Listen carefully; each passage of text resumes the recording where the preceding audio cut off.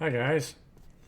I want to take you guys through a mental exercise today and think about how our reality is manifested. Um, Everything that you see in this reality is a manifestation of a light precipitating from thought forms.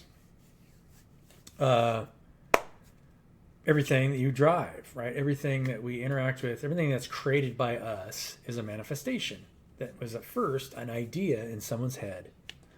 Um, the rate that it took for that manifestation to get here into physical form, uh, most of those manifestations, uh, is a manipulation of the environment to create something uh, that came from our environment, right? I mean, if you're talking about a car, you had to mine the ore. Yeah, you had to go through a smelter. All that stuff had to make it somewhere. So let's say the car that you're driving now, let's say you buy a car that's made this year. It took, let's say, 4 or 5 years for that car from before it was an idea in someone's head before it actually became a real vehicle.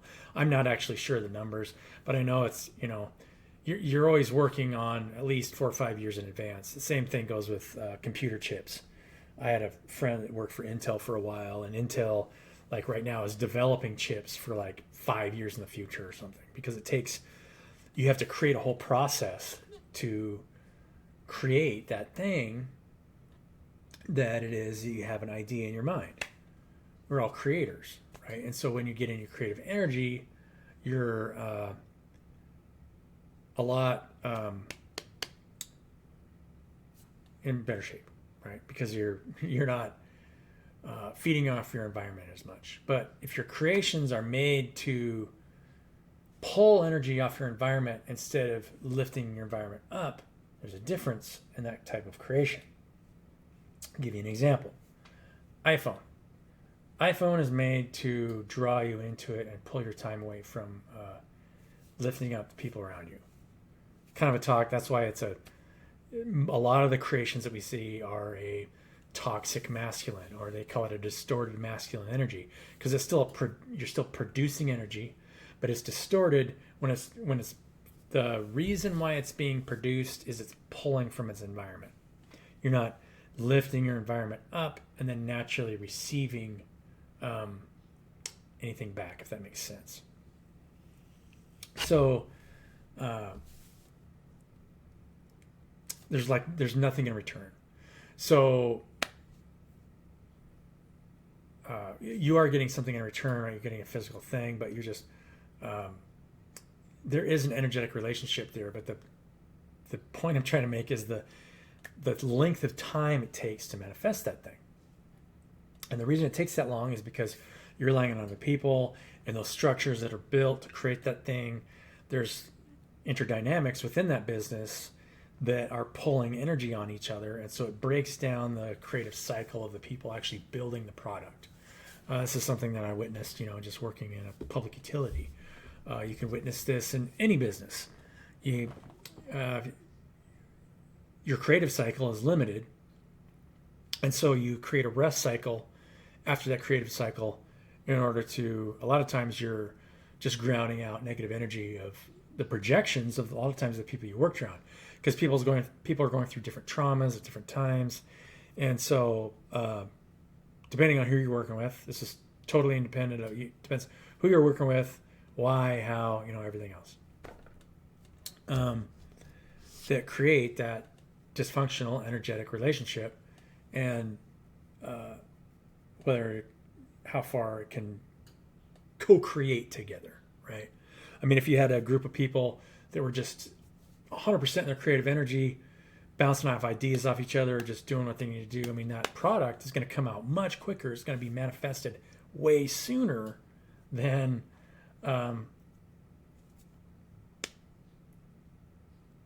it would if they are conflicted, right? Because now they're pulling off each other, fighting over each other's ideas, trying to figure out which which way to go. Maybe somebody else is trying to control which way they want to go. So now that's pulling off of their constructive energy. So if you're trying to control that person, it's pulling on their creative energy.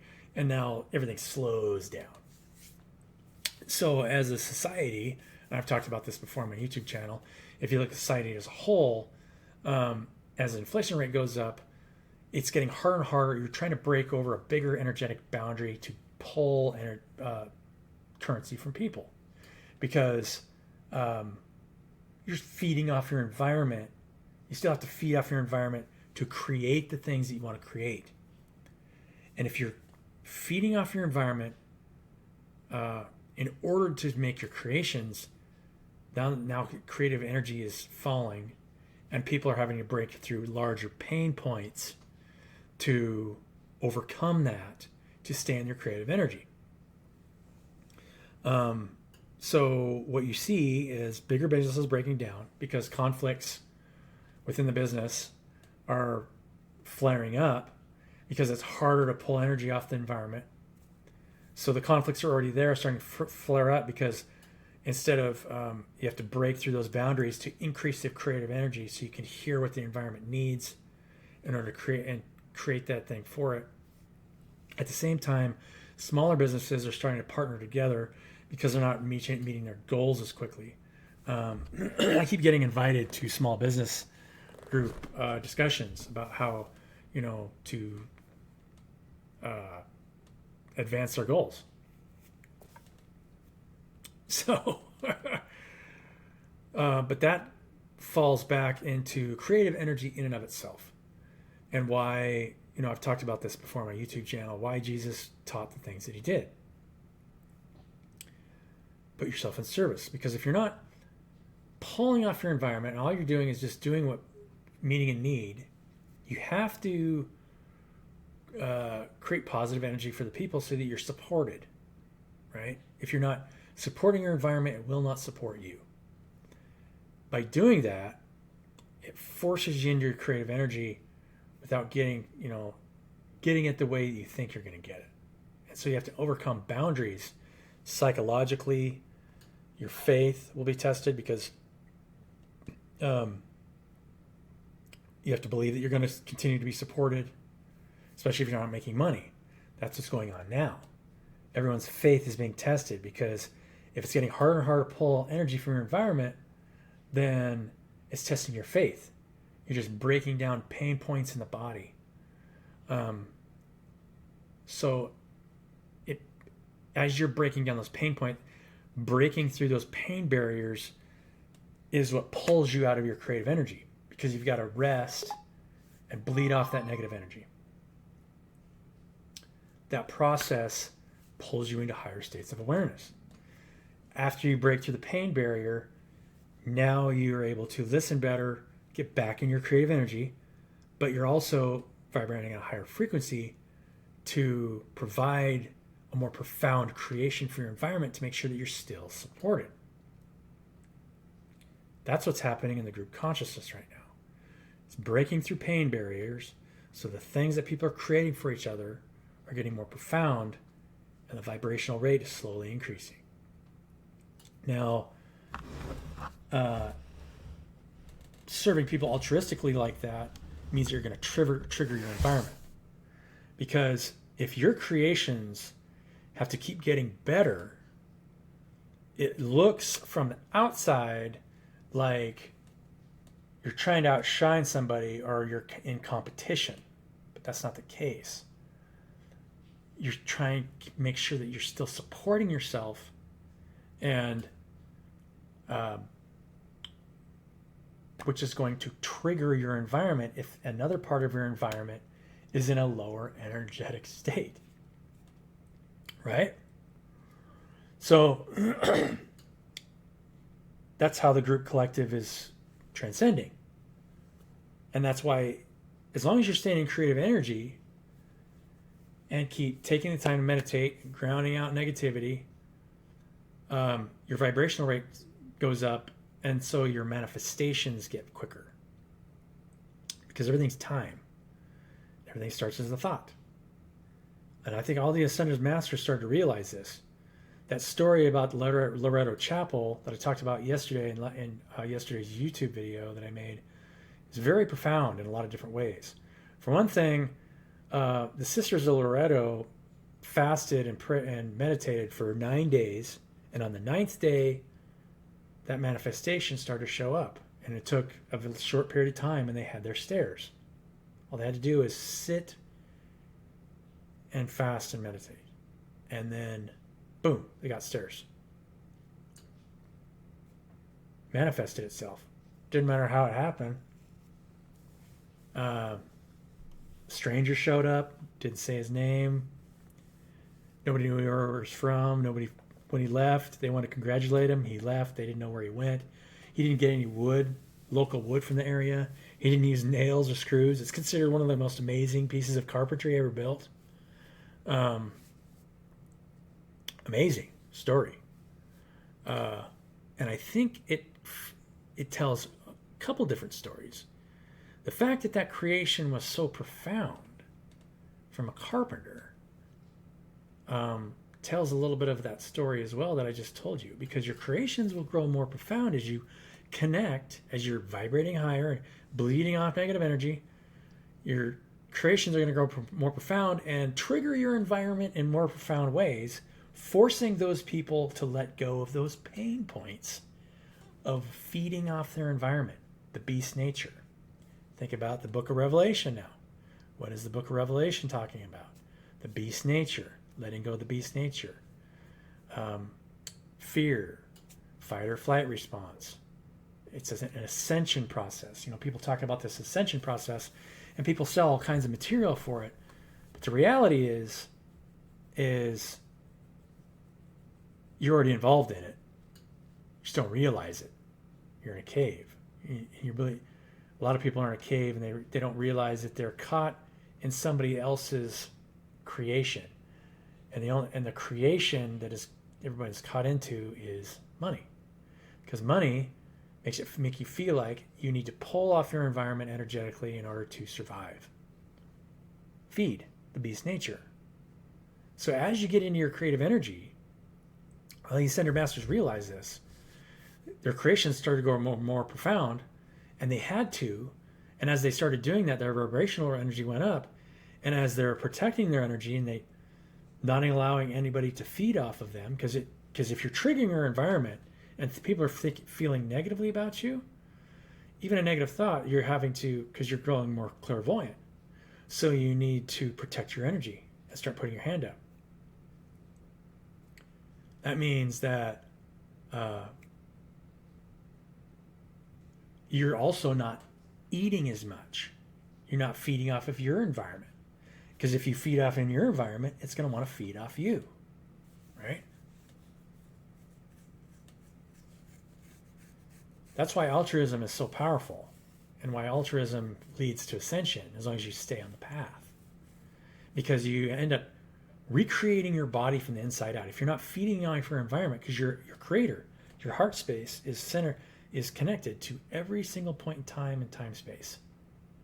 Everything comes from source, right? It all starts here. From the heart, the mouth speaks. And as long as you unconditionally love your environment, doesn't matter how, even if you're triggering it, you're still, in order to make sure you're still supporting yourself, you have to create creations that are supporting your environment, even if it triggers it. It's okay if it triggers it, but if it's still supporting it, it's what they need to break down those pain points of fear, isolation, then you'll still be supported. So you have to get more and more in your creative energy. It's a energy. You're constantly breaking through energetic barriers by raising your frequency and your creative energy. Can't do that by selling a service. Never be able to do that by selling a service. Ever.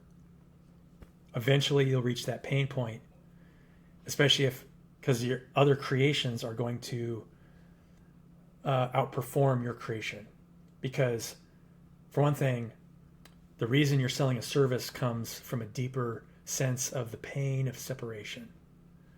If you feel like you're separate from the people around you, it'll feel like there's something that I can do that this person needs.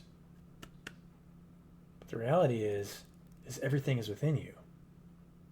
That's what Jesus taught. That's what he found out.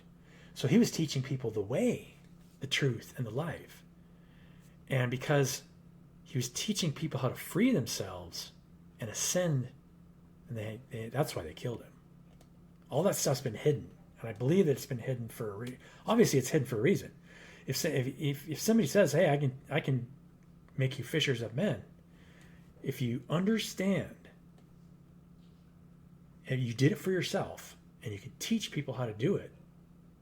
So he did it for himself. He had to do it for himself first, but he did it for you too, because he unconditionally loved you. Say, look, I'm doing this for you. I'm not doing it just for me, but you're doing it for both. And so there was always a misunderstanding there, right? And because if you're going to hide the truth, you have to turn somebody into a martyr and say, oh, look, this person was amazing. You have to go through him to do whatever he did. But that's not what he was teaching. He was teaching you how to save yourself. Because nobody's ever going to do something for you that you won't do for yourself. The whole book of Revelation is about that. You can't force somebody to love somebody else. It says that the hearts of some will grow cold. Because if you keep believing in that old system, eventually your heart will, right? If you feel like you need to pull off of the person next to you, or you're not going to survive, right? It's all about love versus fear when it comes down to it. I hope this was good for you guys. It was good for me. I just met somebody from South Africa who was starting a foundation for, love versus fear and talking about the matrix and all this stuff. But a lot of people don't realize, that there isn't anything that's not real. A lot of people, this is a false reality. No, it's not. This is a manifested reality according to the vibrational state that it's in on average. So you see, the creation rate's slowing down because all those old structures of the way people were co-creating together aren't working anymore, because everyone's pulling energetically off of each other too much, because it's all trauma bonding. It's all fallen into trauma bonding, because that's why you're feeding off your environment. It feels like, if you're looking for love out there anywhere, you're trying to feed, right? It's like you're fine, right? Provide love and you'll receive love. I hope that helps. So I love you guys. Have a wonderful day.